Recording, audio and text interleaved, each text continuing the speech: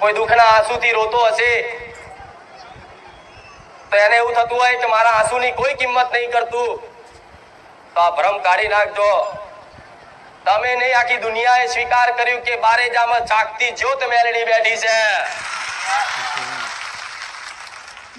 તો એક એક આંસુ કદાચ તમારી અમથી ઓખોય પલડી હશે ને મારા સાનિધ્યમાં, અને કોઈ દુઃખની વાત મિલી હશે ને, એવા તમારા આંસુ હાચવી હાચવી અને મારી જોડે જીવની જેમ રાખીશ. કે દીકરા, તારા આંસુ હાચવીને રાખું છું એટલે રાખું છું. ભલે કદાચ તે મને માતાને ખૂબ લાડ કર્યા, ખૂબ મારી ભક્તિ કરી, પણ કોઈ કારણોસર મારો ભગવાન તમારું દુઃખ એકદમ જલ્દી મટાડવા દેતો નહીં. પણ દીકરા વિશ્વાસ રાખજે, દીકરી વિશ્વાસ રાખજે. જો કદાચ ઓતરો વિશ્વાસ મારા પ્રત્યે હશે ને, તો દુઃખના દાડામાં એવા વાલ કરીશ કે તમને દુઃખ તમનું જતું રહ્યું ખબર નહીં પડે. અને જ્યારે કદાચ મારા જેવી મેલડી એ આંસુનો હિસાબ આલવા બેહલ, એટલે તમે વાપરી વાપરીને થાકી જાઓ અને હું મેલડી હાલતા હાલતા ના થાકું. તમે ખાઈ ખાઈને ધરાઈ જાઓ ને, હું ખવડાવતા ના થાકું. પણ આ સમયગાળો દરેકના જીવનમાં આવે, અને જેની જેટલી આસ્થા વધારે છે ને એને જલ્દી દુઃખ નહીં મટા. હું મેલડી બોલું છું. જેને જેટલી વધારે આસ્થા, જેને જેટલો ઓધરો વિશ્વાસ, એને દેવી શક્તિ એકદમ દુઃખ બધા દૂર કરશે.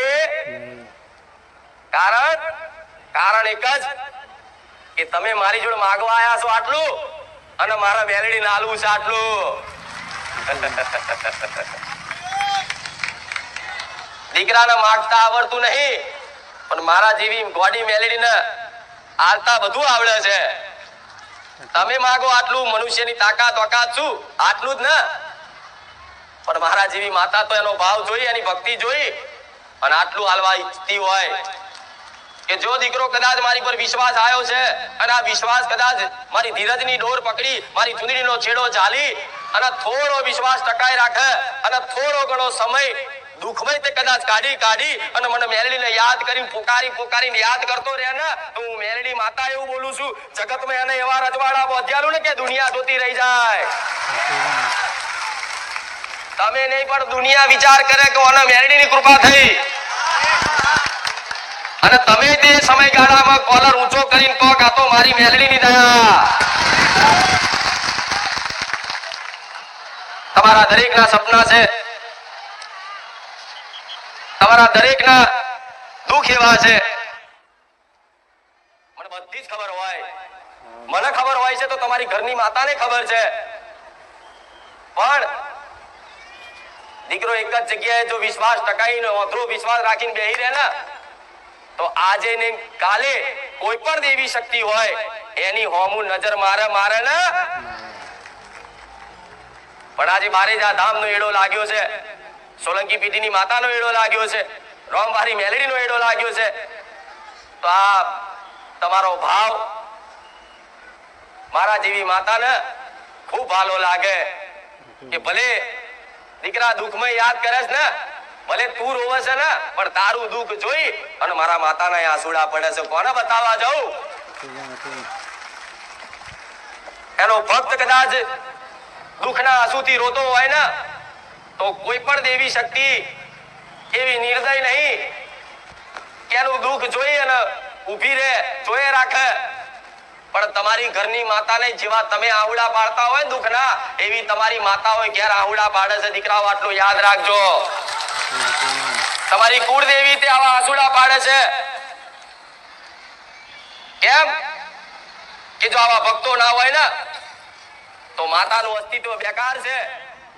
આવા મને માતાને મોનનારા ના હોય તો હું માતા શું કરું?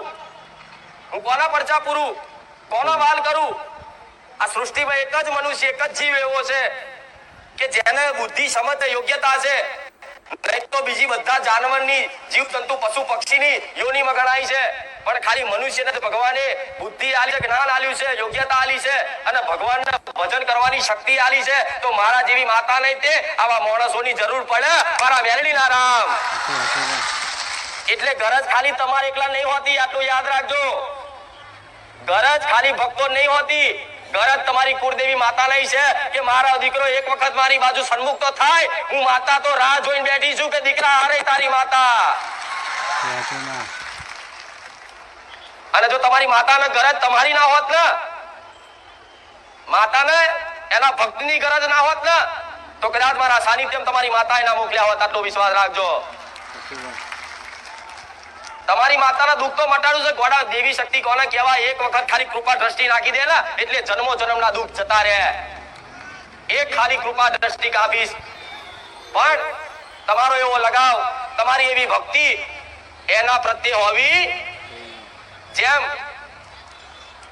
તમે સંસારની કોઈ પણ વસ્તુ વ્યક્તિને કદાચ જો પ્રેમ કરો છો, જો મોહ રાખો છો, પૈસાનો, ગાડીનો, વ્યક્તિનો, એવો મોહ, એવો પ્રેમ કદાચ તમારી કુળદેવી દેવી શક્તિ ઉપર થઈ જાય ને, તો માતા એવું કહીશ કે તમને હજુ એનો અનુભવ નહીં કે દેવી શક્તિ કોને કહેવાય. હજુ તો ખાલી પરચા જોયા છે, વાતો વાપરી છે. અસલ મારો લાડ અને મારો પ્રેમ તો કોઈ ભાગ્યે જ કોઈ ખાચા દીકરાએ જ અનુભવ કર્યો છે. કે ગોડાઓ દુનિયા ભૂલી જાઓ. તમે વિચાર કરો કે માં હું માગવા આવ્યો તો શું અને ત્યાં હાલ્યું શું. પણ દેવી શક્તિ છે એવો વિશ્વાસ કરવો. વિશ્વાસ છે ને? દેવી શક્તિ છે એવો વિશ્વાસ છે ને બધાને? હા, તો દેવી શક્તિ જેમ મને જોઈને ભલે તમને વિશ્વાસ આવતો હોય કે આવા કાળા કળિયુગમાં હજુ માતાઓ મરી જઈ નહીં, જાગતી છે, એવો ભલે મને જોઈને વિશ્વાસ આવતો હોય, તો તમારે તમારી કુળદેવી પ્રત્યે એવો વિશ્વાસ રાખવો પડે કે મારી માં જાગતી છે ને છે. ભલે કદાચ તમે એને અનુભવ ના થતો હોય, તમે એનો અવાજ ના સાંભળ્યો હોય, તમે એને જોઈ ના હોય, કોઈ સપને દર્શન ના આલ્યા હોય, પણ તમારા ઘેર તમારા વડવાઓ એક દીવો મેલીને જ્યાં હોય ને, એ દીવો જાગતી જ્યોત હોય ને હોય. તો તમારા ખાલી જે માનો અને દીકરાનો, માનો અને ભક્તનો એક નિત્ય સંબંધ હોય. કેવો સંબંધ? આત્મીય સંબંધ. તમારી કુળદેવીનો અને તમારો, મારા જેવી માતાનો અને તમારો એક આત્મીય સંબંધ હોય. આ સંબંધને ખાલી સ્વીકાર કરવાથી, શું? આ સંબંધને ખાલી સ્વીકાર કરવાથી કે આ મારી માતા છે અને હું એનો દીકરો છું, બસ આ ખાલી સંબંધ છે ને સ્વીકાર કરવાથી તમારી માં તમને જો અનુભવ ના કરાવો કે દીકરા હું તારા ઘેર જાગતી જ્યોત ચામુંડ માતા, મહાકાળી માતા, હરસિદ્ધિ માતા બેઠી છું. કોઈ દીકરી તે કદાચ આવો સંબંધ સ્વીકાર કરવો પડે. માણસો તો બધાય કે આ મારી માં છે, પણ એનો સંબંધ સ્વીકાર કરવો પડે. તારે દેવી શક્તિ અનુભવ કરાવે તો આ જેટલા આવો સંબંધ સ્વીકાર કર્યો કે મારા ઘેર મારી માતા છે, હું મારી માતાનો છું, માતા મારી છે. ભલે રામ, આ જો એક વખત તમે સ્વીકાર કરી લીધું, માતાએ તો સ્વીકાર કર્યા જ છે. તમારી કુળદેવી તો તમને, તમે ગમે તેવા ગોડા ગેલા અજ્ઞાની ડફોર પાપી દુષ્ટ જેવા હોય એવા, પણ તમારી કુળદેવીએ તો તમને સ્વીકાર કરેલા છે કે આ મારો દીકરો છે, એટલે આવા કાળા કળિયુગમાં જીવ